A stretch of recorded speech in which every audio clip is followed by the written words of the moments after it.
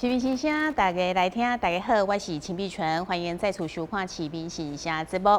现主时呢，使大家闻之色变呢，武汉肺炎会当讲是大家每一天拢上界关心的议题。但是现主时呢，这媒体啊、网络啊各种的科技非常的发达，所以呢，咱的民众逐天拢会听到哇，有够多消息。但是有一寡消息呢，可能是无正确的，甚至有一寡是假消息。那么到底民众应该安怎来判断呢？今仔日咱特别邀请到几位贵宾都是具有公信力的，到我们节目当中，要提供给大家上盖新上盖正确的有关武汉肺炎的相关信息。所以大家好好来看咱这集的节目。和咱节目一开始就来介绍几位贵宾。咱首先欢迎的是台南市政府卫生局长陈仪陈局长。主持人咱台南市的市民朋友，大家晚安，大家好。好，欢迎局长。那接下来为大家介绍的是我们台南市政府的教育局长郑兴辉郑局长。主持人好，各位观众朋友，大家晚安，大家好。好，另外我们也邀请到台南市政府卫生局的疾病管制科长蔡林山蔡科长。主持人你好，各位乡亲、各位朋友，大家晚安。好。接下来来为大家介绍这位非常认真文静的吕维英议员。今天好，各位观众大家好。欢迎咱欢迎4位贵宾好，咱一开始咱就直接切入主题啦咱来请教到卫生局长，到底什么是武汉肺炎？而且这个肺炎到目前为止呢，咱全世界、咱台湾，甚至咱台南市到底疫情是如何呢？是不是跟我们观众朋友做个最详细的分析？好，主持人、市民朋友。这个武汉肺炎呢，是大概伫去年的12月初呢，伫这个武汉呢发生的一个病例，嘛是头前开始的时阵呢，大家无啥了解。到12月底的时阵呢，有所谓的8君子因怎啊甲铺伫个网络顶头这我们武汉市的一寡病医生，那这样呢就传开来了大家也知道这个病呢。跟以早的病呢，较无相共。这几个人呢嘛是感觉讲，跟2003年的 SARS 呢，有淡薄仔表现相共。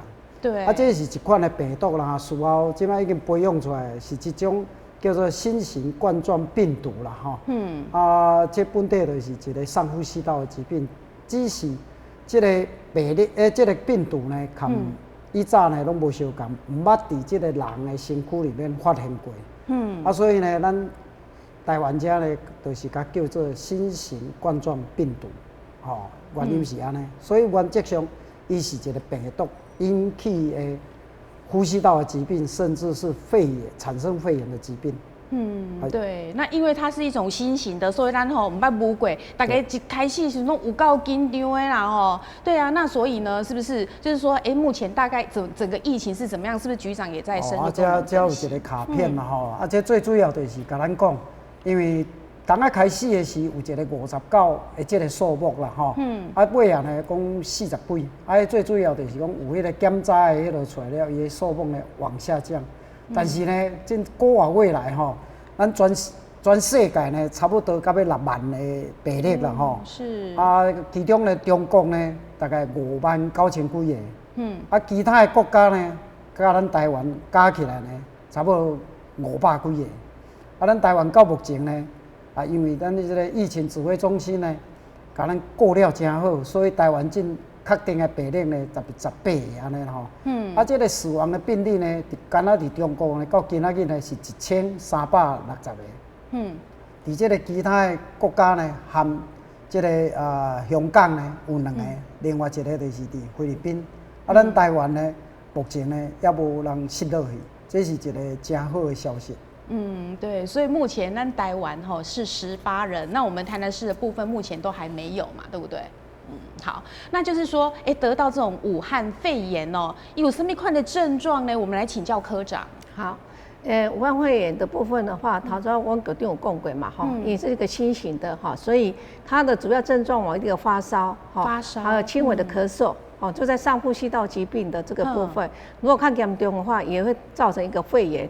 所以你呼吸困难的话，这是它最主要的主标，跟肺炎是最主要的一个发炎的一个情况。哦，就是肺炎的一种，只是说它这个是一种新的病毒哦，没有遇过。那它这样子的话，到底要怎么去治疗？是不是目前还没有什么特效药？现在是支持性疗法的部分，就是支持性疗法，对，多元性的支持性疗法。对，所以现在就是在研究那些注射那个疫苗，还有很久的时间才可以出来。但是说目前我们台湾好像就是说，那个恢复的状况非常的好。那其实它跟 SARS 比起来，因为大家之前听到那个 SARS 都觉得很恐怖哦，因为那个致死率实在很高。那这个的话跟SARS 比较起来的话，它的致死率怎么样？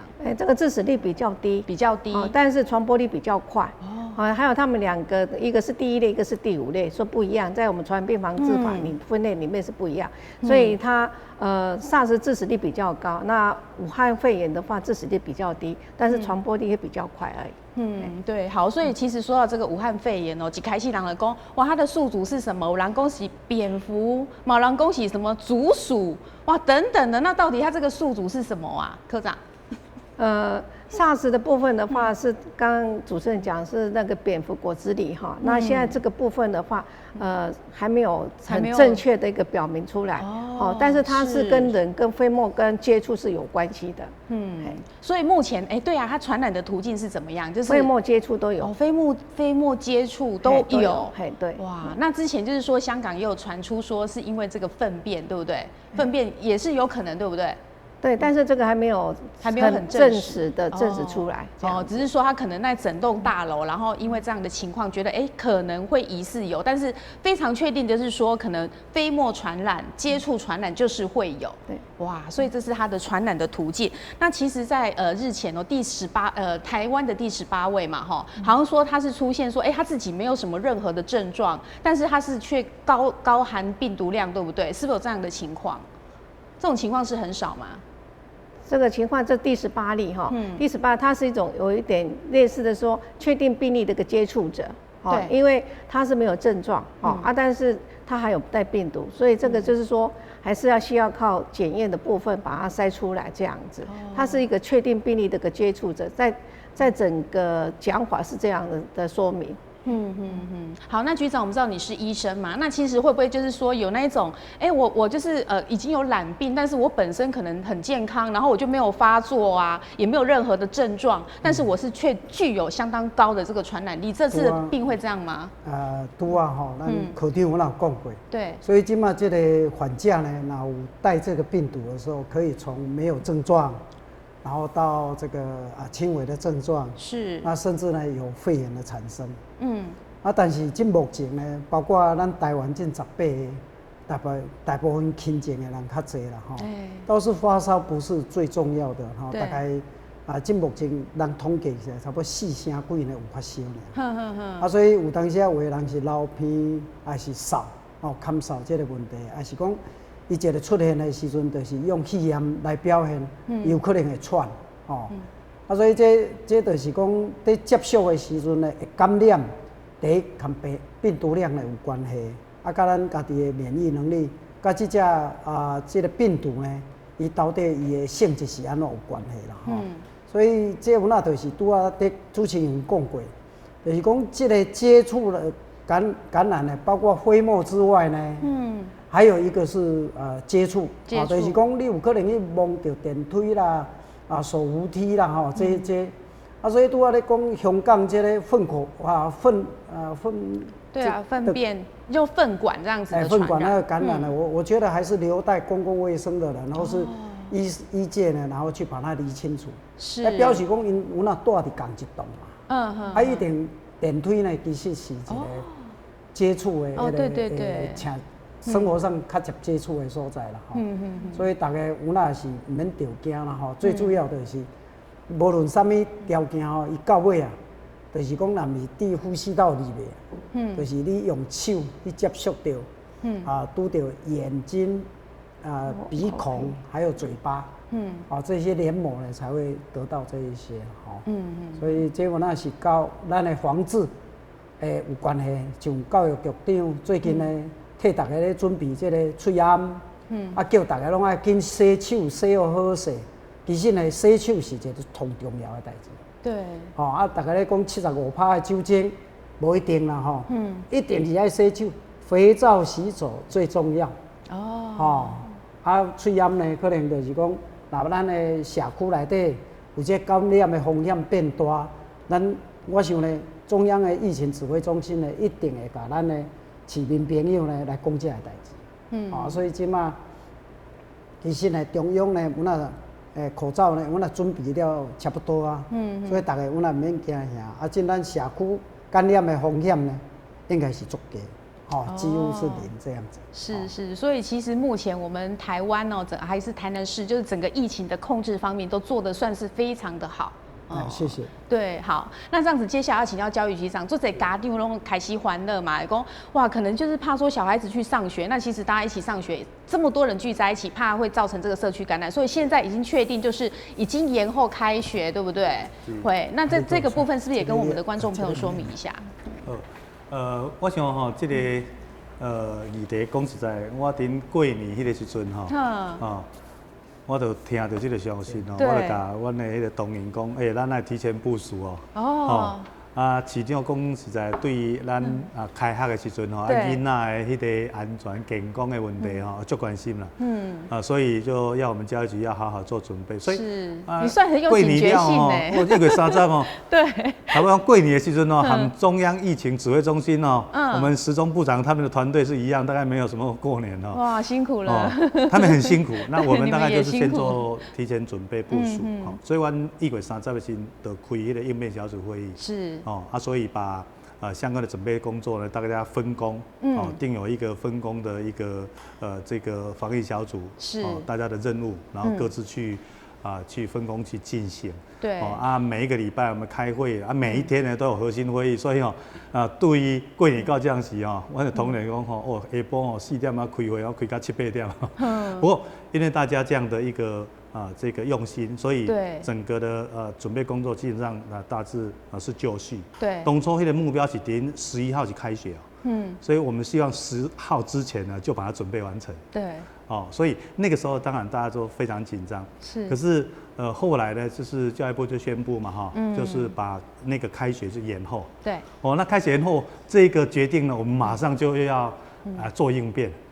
我们直接想到说，那开学延后 ，OK。可以那个缓冲，孩子全部都到学校。对。那这个时候防疫的相关的准备是不是准备好？因为我台南市我是有信心，但是其他县市未必啊。对。所以部里面最后就决定那还是往后延。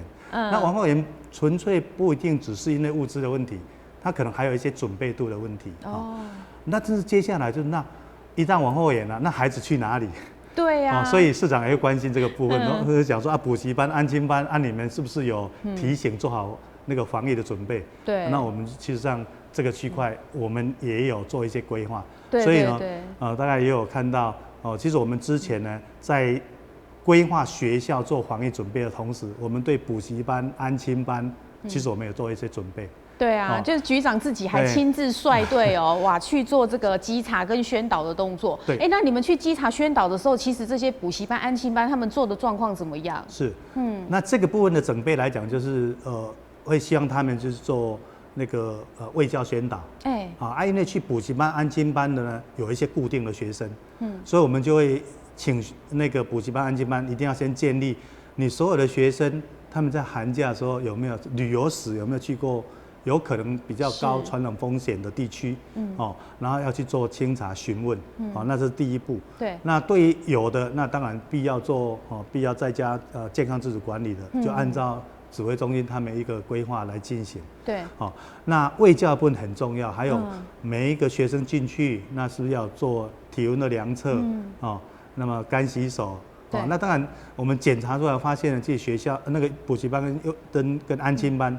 其实他的那个准备的 SOP 都相当都做得很好吗？基本上他们比我们还紧张，因为他如果没有做好的话，那个家长恐怕也不敢带去。所以我们当初为了要求他物质做好，当然是稍微用词有点硬一点如果他们没有确实做的话，我们就要求立即改善，没改善我们要公布他的名称。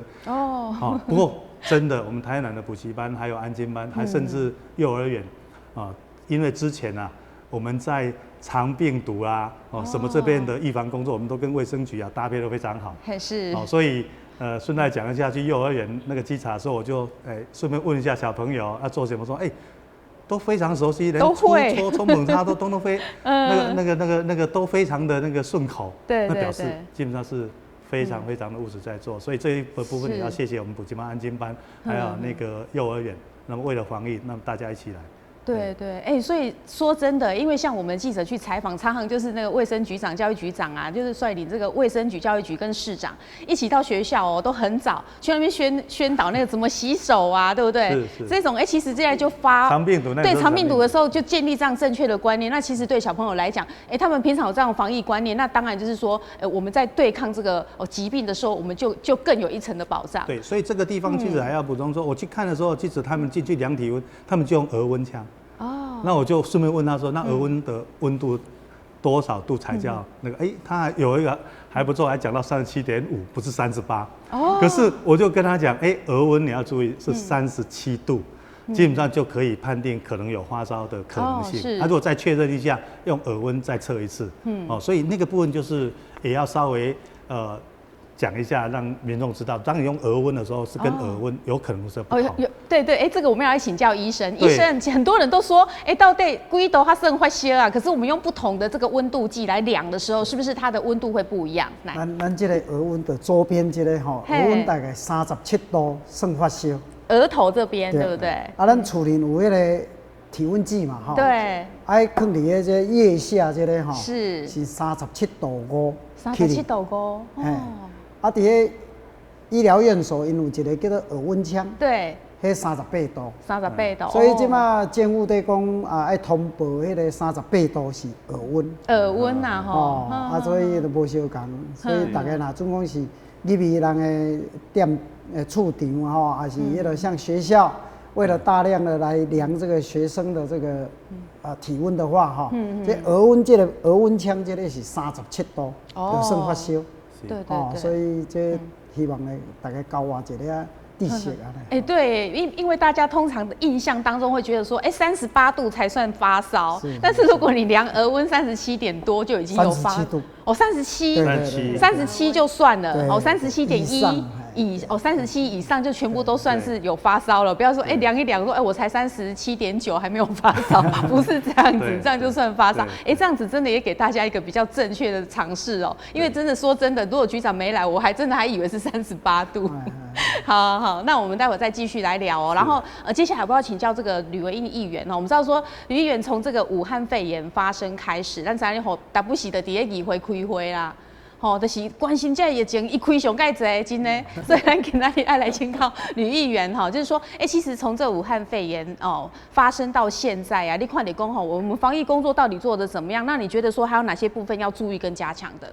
那其实就像刚才所讲的，其实咱应该甲咱的中央政府、甲咱的地方政府特别是咱台政府相关的各局势来感谢甲肯定。其实我感觉因这道的这个防疫其实有符合这个人家兵法上说的这个境外决战这个这个叫御敌从严料敌从宽那我觉得在这一次的防疫里面，其实是真的做得不错。那不过我想最主要的是，另外当然好还要再加上更好了因为特别是在这个武汉肺炎有很多，从我们刚才讨论的过程当中，其实我们可以发现说，其实有很多这个虚假的讯息或不确定的讯息，来导致的民众的恐慌的一个心态。我刚刚这开始是更较严重的一件代志。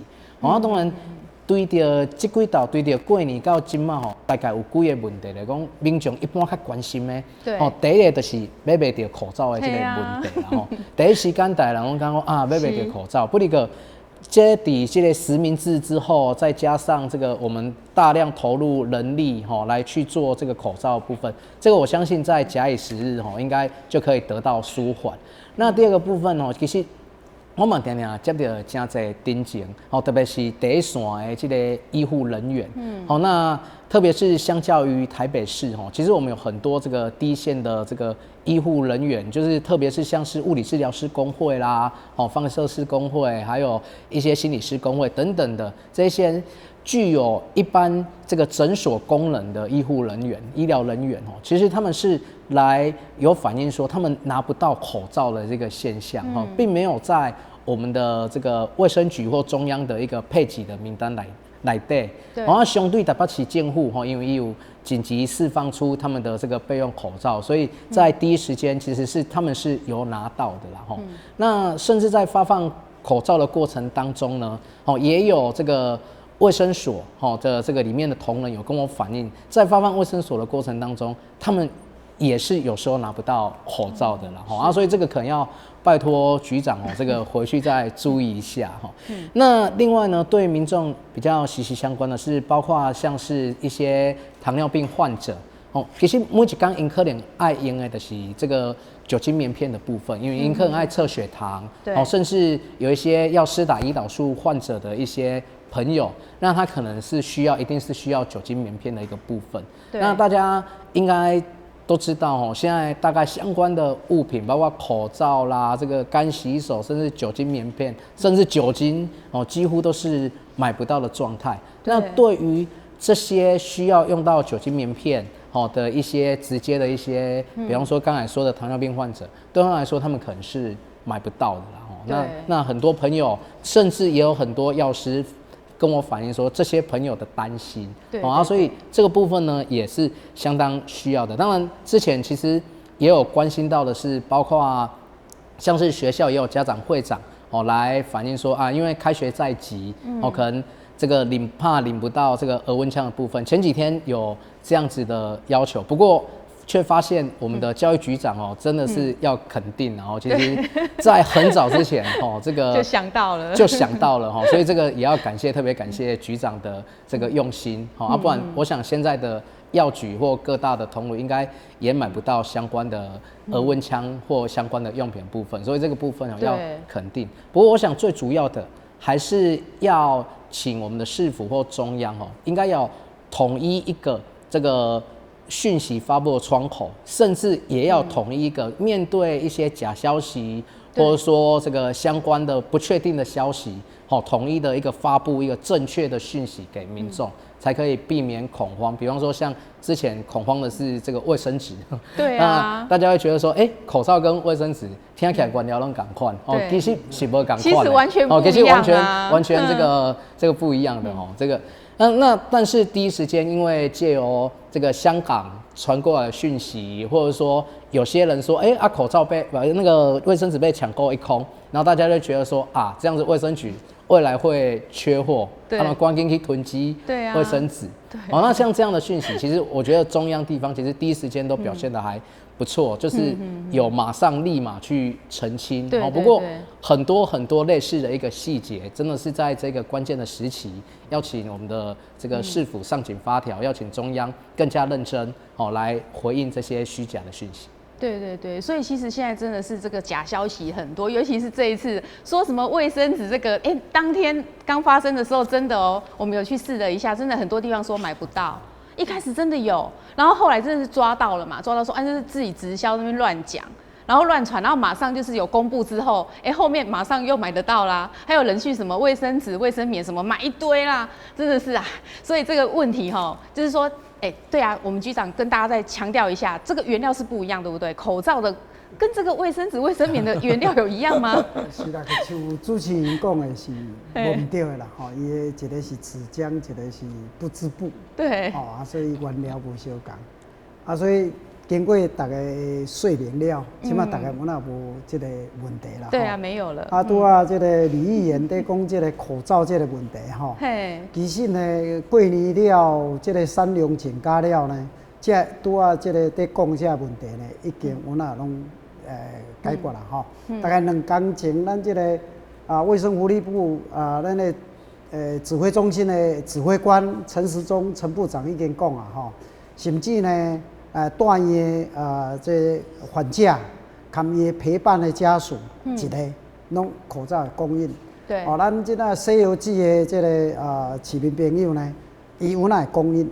像拄仔咧讲的，讲当开始的时阵呢，无发到的，包括居家护理师，也是讲这个拄仔咧讲的物理治疗师，甚至咱那个医检师，咱即马开始咧发口罩啊，就照中央迄个步调。是是。啊，所以我若真肯定咱中央疫情指挥中心啦吼，伊即马当啊开始的是当然有欠，啊，伊即马咧甲这个物资呢集中互即个危险性较悬的单位，包括医疗院院所，包括诊所。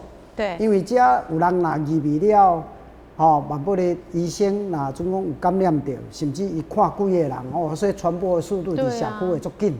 当然，咱嘛知影伫社区这个感染的风险足低，所以但是呢，伊即种的是感染一个转介点。所以呢，伊当啊开始落来的口罩呢，伊有甲阮讲，头一个就是要互医护人员。对。包括诊所的医生、护士包括伊工作人员，这是一个对的步骤啦，吼，对对，包括咱的消防局的这个消防人员不是消防人员，是这个救火车这个部分，消防救护人员。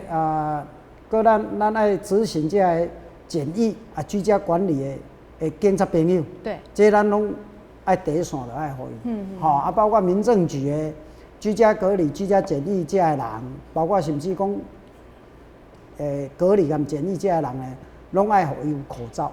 这等于危险性较悬的。但即马已经到一个程度，咱迄个数目呢，有若无欠所以呢，即马大量呢，过来发予第二线、第三线，甚至学校。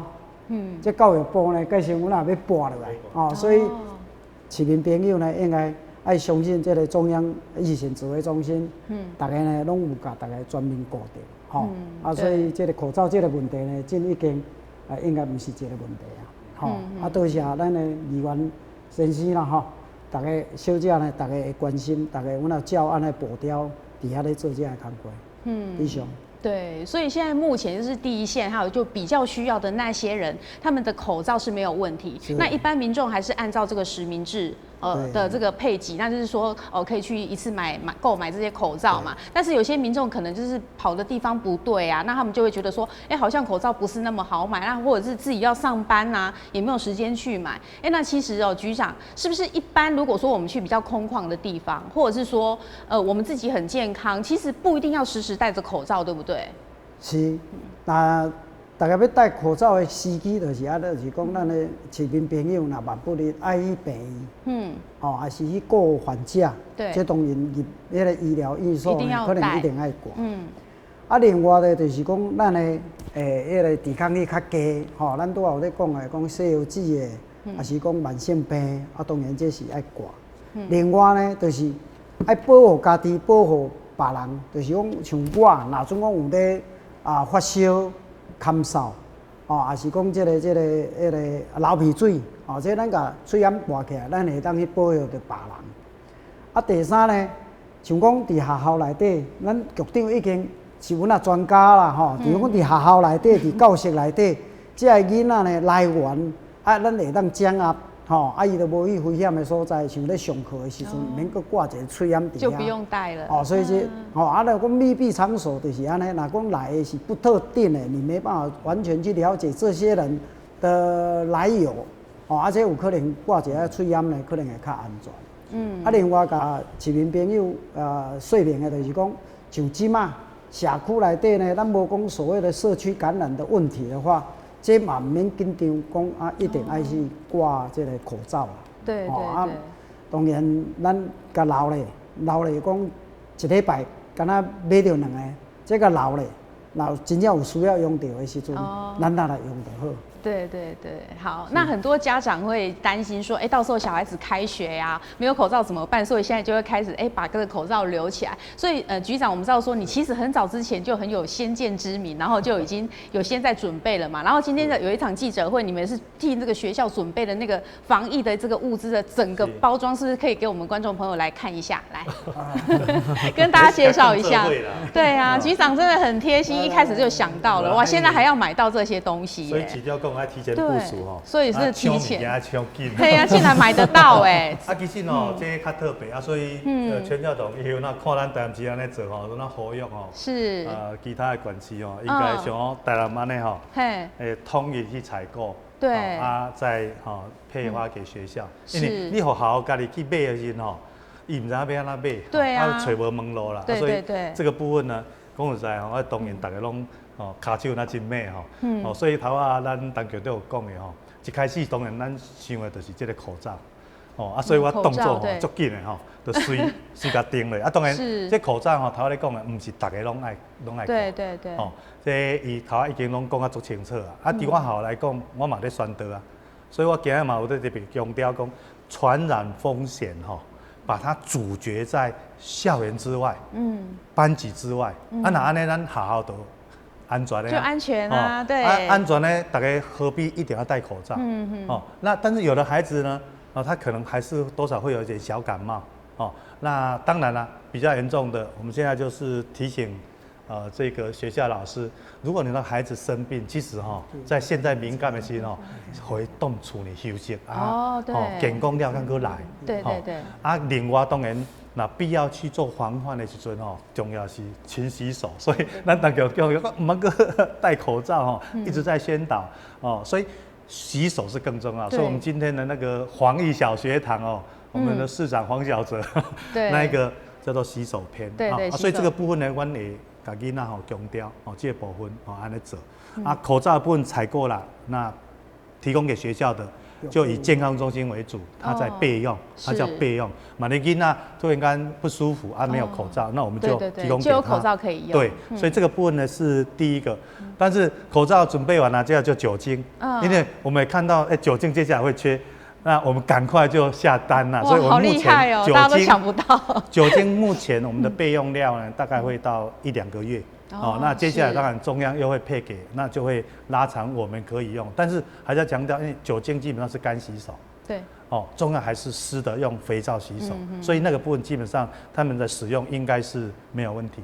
那接下来当大家讲到酒精的时候，还没有去买那个漂白水，我就开始买了，就想到，所以漂白水呢，接着我们就把它备齐目前来讲，大概也都配发到各个学校因为它配。我们之前肠病毒的清洁都已经大家都很有经验，说1比100去配，这个都没有问题。所以1750桶都已经到位今天大概全部都领回去了那最后当然就是买这个空罐了，不要小看这个空罐子，我们也是抢得快。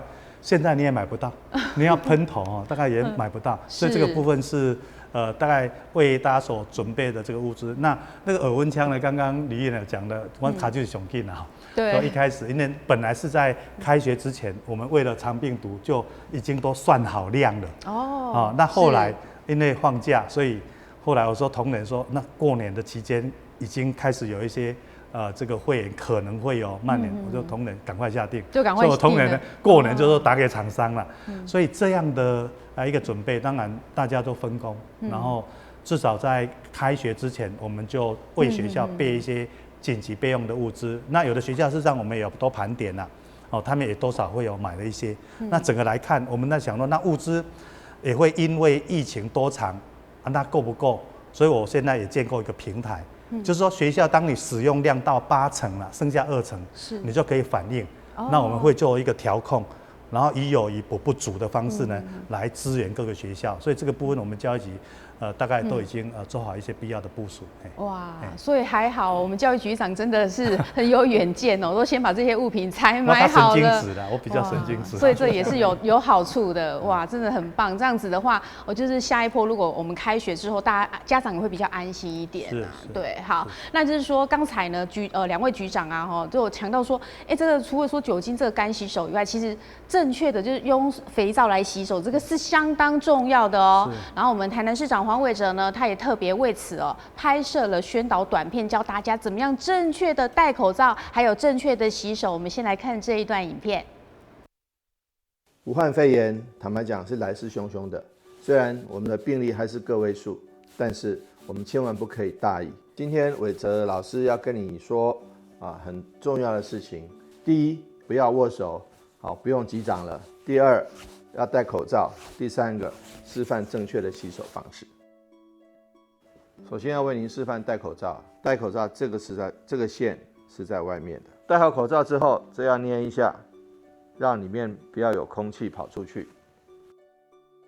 鼻子千万要盖住这样子也是错误的。老板，我要加辣。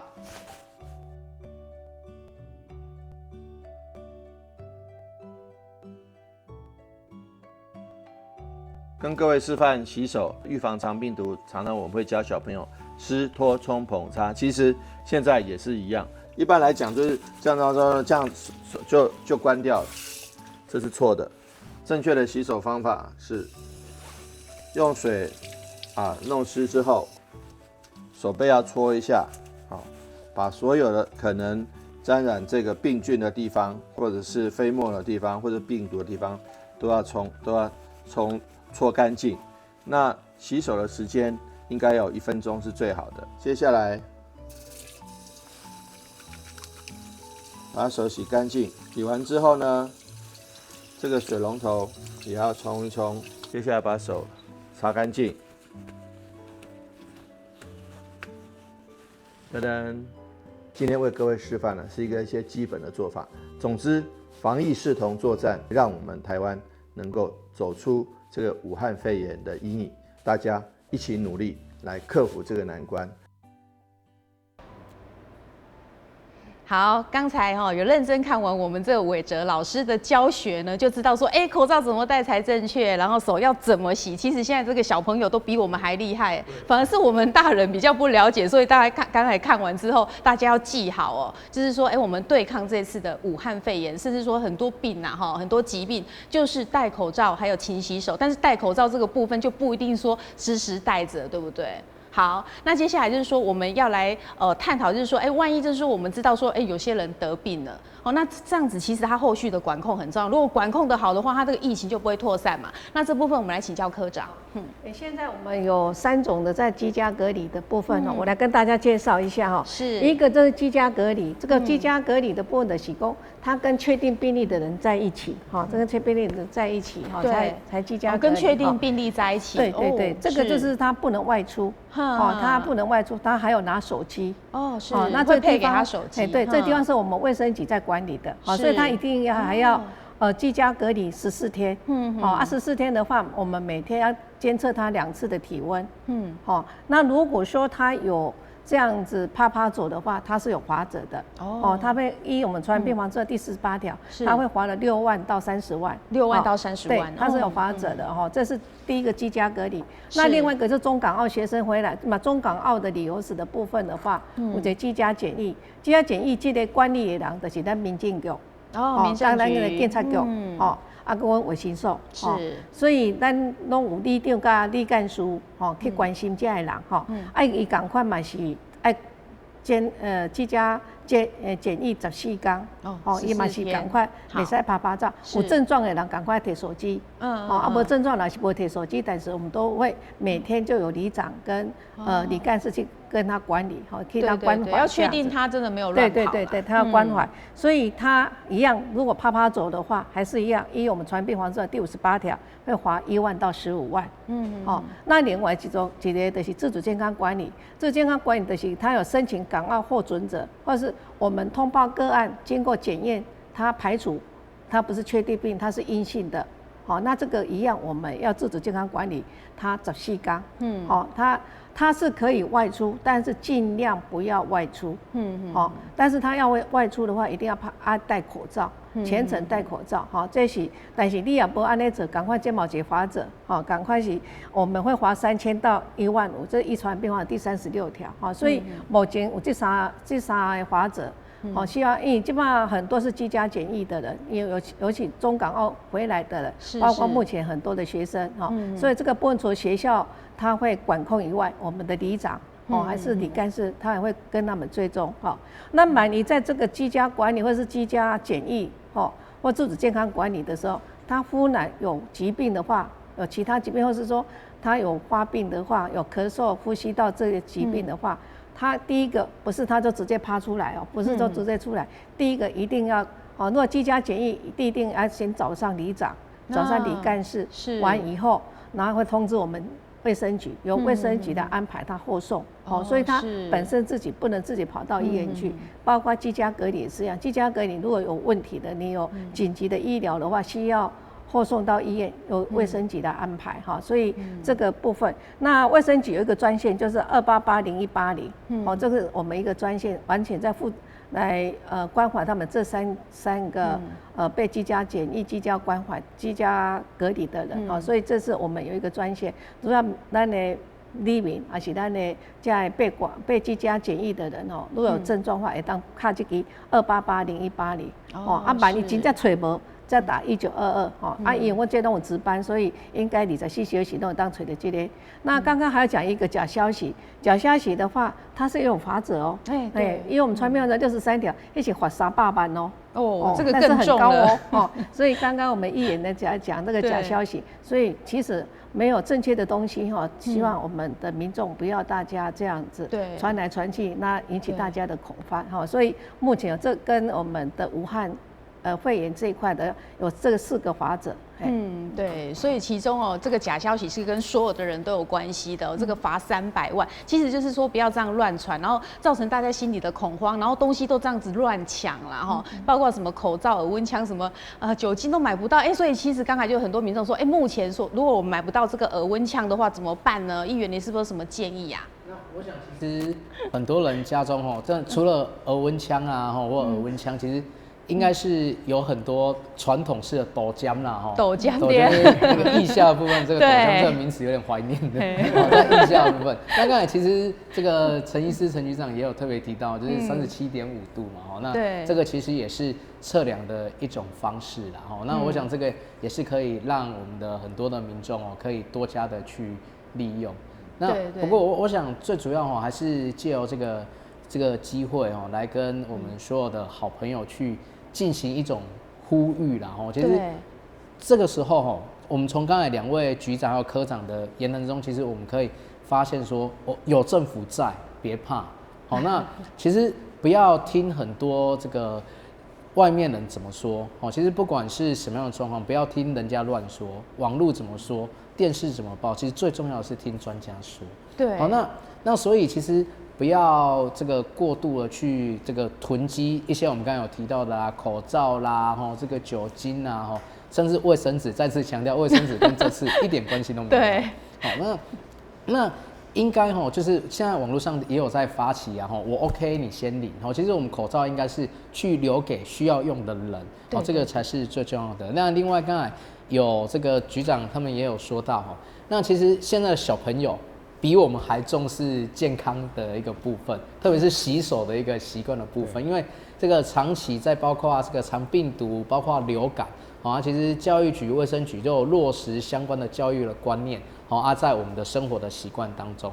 如果我们真的不知道怎么这个洗手，等一下局长刚才市长也有这个教了一下，那其实不然就回家跟小朋友学，小朋友都会更厉害另外，其实我觉得还有一点其实也很重要，就是平常应该要养成这个运动的习惯，那才有一个强健的体魄，来去预防未来这一种这个有一点不知名或者说突发性的一些疾病。我觉得这个才是长久之道啦。对。那不过还是一样，有相关的症状的时候，请赶快这个拨打1922，这个才是最重要的一件事情。对，好，那教育局长就是说开学还是会开学嘛？是。那大家会担心说，开学之后怎么办？就是说，教育局这方面有什么因应的作为，已经准备好了吗？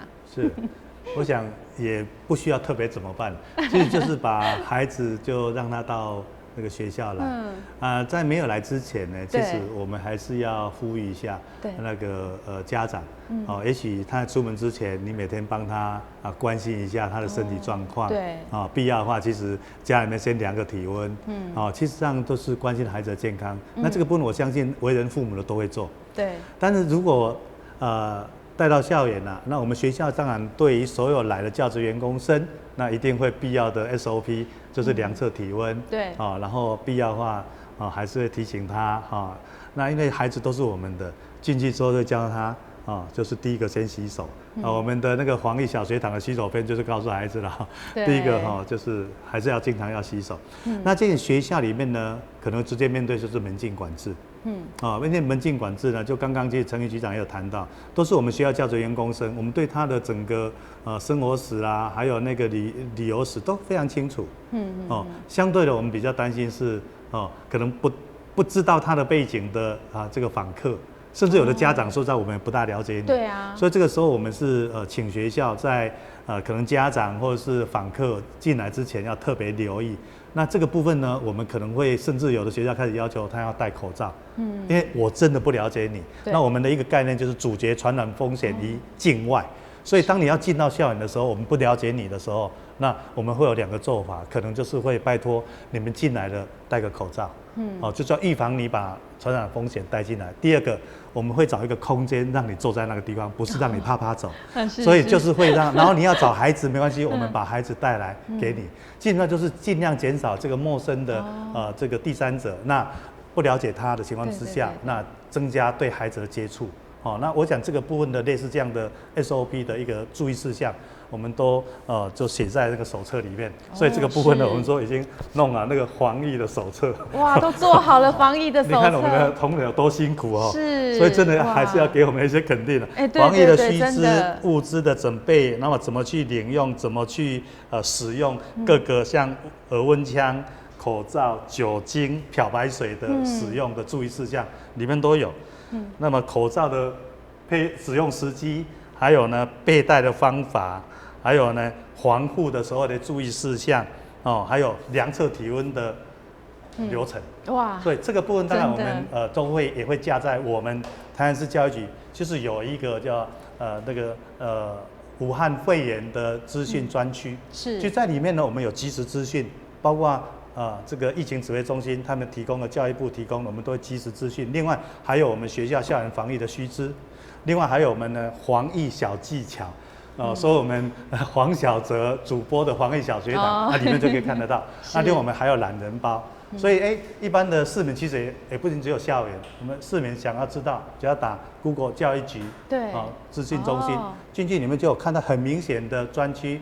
然后它下面还有一个寒假线上自主学习网，里面也很多学习的资源，甚至很特别。我们那个 Tutor ABC 如果有在学英文都知道，相当贵的，它是真人的对话。结果他给台北市，另外只特别给台南市。所以那个也是巧遇，刚好打电话，然后因为上一次他有来台南办的活动，大家认识。他说他才跟那个柯市长签约，然后说那要不要给我台南？他说 OK， 给我。哇！所以上面其实有很多的学习资源，我想让寒假，那么开学基本上是延后，但是学习呢不中断。对这个部分其实也都有。那当然更重要是开学之后的各项防疫工作，那可能学校会做一些比过去要更严谨的做法。在这里就要呼吁拜托，如果真的对你带来一些不便的话，请你多多包涵配合。基本上我们是以守护我们的孩子的师生健康，那基本上为首要。那市长今天也特别谈到，我们校园就是学生没有上课时间，开放空间还是可以开放。你们早上可以来运动，傍晚可以来运动。那基本上只要学生不在，我们是开放。但是呼吁一下，如果你身体不大舒服，就不要来啦。对啊。在家好好休息。没错。但是室内空间过去可能有一些开放。那现在我们可能稍微会严谨一点，那室内的空间，你来都是陌生人，那我们可能孩子会在那边上课，可以在那边出入，所以这个部分的管制会稍微严一点。所以在这过渡期，如果因为大家带来不便，那我想请大家多多包涵，一起来守护孩子的健康。对，真的我们要再一次给教育局还有局长的肯定，做了这样的防疫手册，而且这样听起来，我们对于这个校园整个防疫工作看起来是真的让大家很有信心那也希望说落实去做，才不会有疫情的发生。所以我们最近大概开学前，我们开始要写给家长的一封信，还要写信给家长。因为市长的关系呢，当你要做管制的时候，可能要事先做沟通。对，所以我们就是会请学校写一个这个须知，那告诉家长，当你要来的时候，你要记得戴口罩过来，不然我们不会让你进校园。就是说我要跟你做管制，但事先我告诉你我们的防疫作为，那这样我想家长也会很配合。如果他不知道突然间来没有戴口罩，你又不让他进去，他一定会抱怨。对。所以就是请我们学校同仁，大家用同理的方式，然后尽早提醒。那我想这样的话，大家互相的配合，一定可以这个安然度过这个武汉肺炎这一个就是这个期限，那让孩子很安心的来上学。对对，所以这样的做法真的非常好。其实大家愿意配合，但是如果你没有事先说明，那可能当场找不到口罩，就有点觉得尴尬又生气。那这样子的做法相当的好，而且其实透过我们今天的节目，很多家长如果你看到，你也要知道说，相关的讯息，或者是说你其实可以上网，教育局把这些讯息都公布得非常清楚。那另外卫生局也是一样哦，有一些相关的作为应该怎么配合啊，也都可以上他们的网站去调查一下哦，好好的去观看一下。好，那卫生局长，那接下来我们的防疫要怎么样去把它做好呢？是不是也跟大家来说明一下？大家有讲到这个假消息嘛哈。所以我恳求咱的市民朋友啦，台南的市民朋友呢，其实足优质的，包括以早咧登革热防治的时阵，大家是足配合。对啊。包括这道的疫情呢，我想大家都照常安尼来做就会使吼。就是讲第一呢，生活呢爱照常，免讲因为安尼就停落来。当然你会感觉讲，心会惊嘛吼，但是这惊毋是无法度，嘛是无法度通解决咱的问题。你若想教育局已经有做家庭的好的准备，咱就真放心，把囡仔送去学校。对。咱若总讲像讲要来买一个物件，嘛免惊甲安尼。咱市场处伫这个市场内底呢，嘛做足一个防疫，包括呢量体温，有洗手的设备，还是甚至有这个啥洗手包括酒精的设备。所以踮遮呢，有哪甲市民朋友提醒啦，咱黄伟哲黄市长有哪讲过？第一呢，勤洗手。第二呢，需要环境之下，当来挂口罩。第三，生活爱照常。咱就拄议员也讲，身体爱用，来准备这。这目前咱社区内底感染的风险是足低。咱就照安尼看，就是讲中央会甲咱讲，咱真仔有啥物问题无？甚至讲 WHO 今仔个特别澄清，台湾呢无社区感染。这国际认证的嘛。对。所以大家呢就爱相信有这个情形，大家呢真正就是讲一切如常来做这个过这个生活啦，免惊到要海安尼。你安尼惊，若无发生，毋就真倒霉安尼吼。对啊。若总讲发生的时阵，咱今仔就甲准备好，尤其是心态上面的健全呢，我想是一个足好的代志啦吼。包括市政府咱市民朋友的努力呢，我想这道应该是会真平安来度过。谢谢。对，所以要请大家确认是正确的消息，然后好好的来配合，也不用太慌张，那其实就可以安全的度过这一波的疫情哦。好，那这波的最后要请大家做结论，那我们就请大家也最后跟大家我们的民众来做个呼吁，怎么配合一起来防疫哦。我们先从科长。好，其实这个。大家如他刚刚陈局长有讲，大家不用恐慌哈。对。口罩是有需要的人，好，不是想要的人，好。那这些做居家检疫、居家隔离的人哦，为了社区的风险，一定要照规定14天里面，就是在安安稳稳的在家里面，或者在学校里面，不要趴走。刚刚议员也在讲阻绝境外，所以我们一定把我们的社区不要造成流行的话，那代表我们的。社区就会很安全，哈。对，好，那局长来，各位大家呼吁一下。第一，勤洗手，把咱的小朋友呢学讲要安怎洗手。第二呢，适当的时机，咱来戴口罩。第三呢，生活呢要照常。多谢。局长，那勤洗手的话是大概一天要洗几次呢？就是手早的时阵，小朋友拢知，就是要食饭之前，厕所了，我感觉。